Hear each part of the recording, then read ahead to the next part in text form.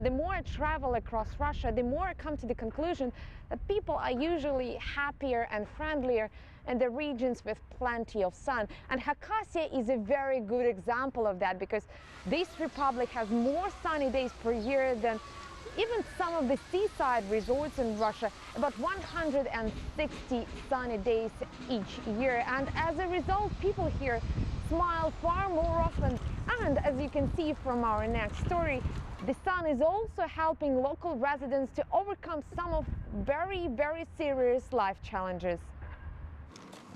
Vladimir likes to joke that he found the only way of gardening without getting his hands dirty. An amputee of more than 50 years, he is Hakasia's best-known expert on fruit trees, growing in his Siberian garden everything from pears and apricots to grapes and cherries. Of course, you can't grow bananas here. It's Siberia after all. And the season isn't long enough for lemons either.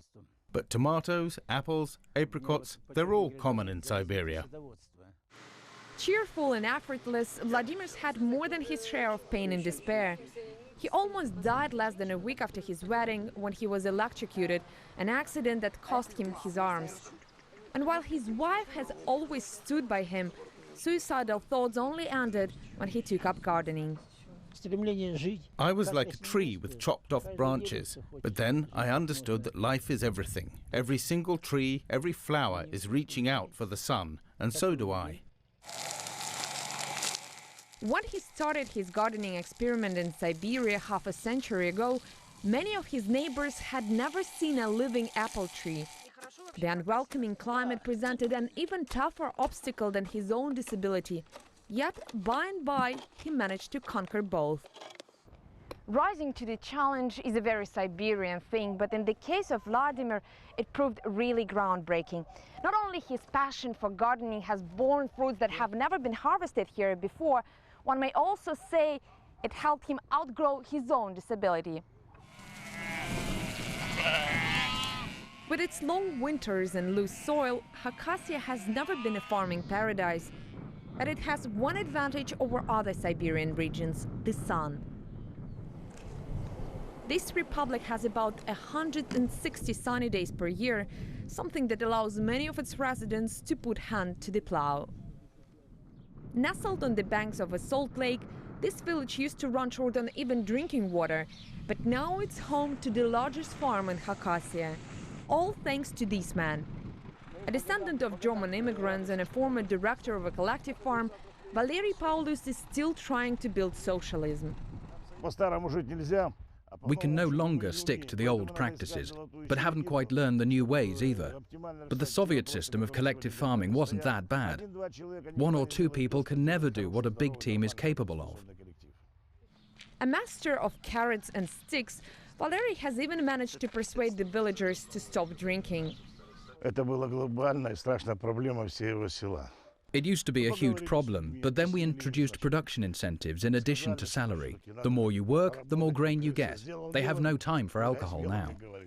While most of his relatives had long immigrated, Valery says he could never leave Hakasia, very much the land of the free and the home of the brave.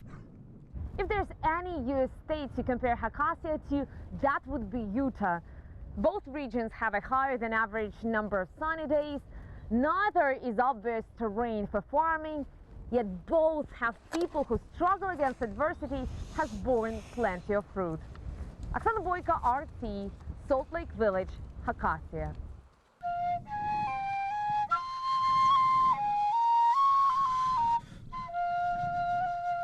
Throughout our travels across Hakasia, we found many similarities between this republic and some of the US states. And our guest, Elena Yermakova, a local student, believes that there is a lot in common between Hakasia and the US state of Maryland, where she spent 4 months as a participant of the work and travel program. Thank you for being with us today, Elena.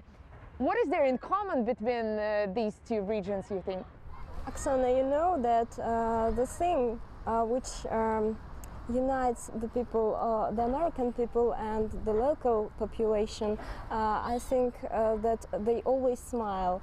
And yes, because when I was in the United States, or when I just met some people in the streets, they always smile at me when they saw me.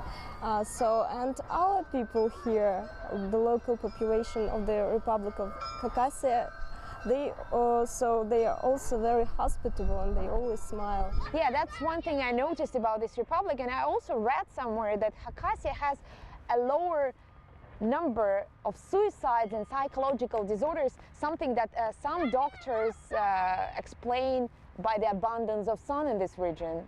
Yes, I believe that the sun, however, helps people to overcome some psychological disorders, and maybe that people, when they see the sun on the skies, they smile. Well, unfortunately, that's all we have time for now, but please join us again for more stories from Hakassia, a land of beautiful mountains, very generous, very tender sun, and wonderful people who always smile.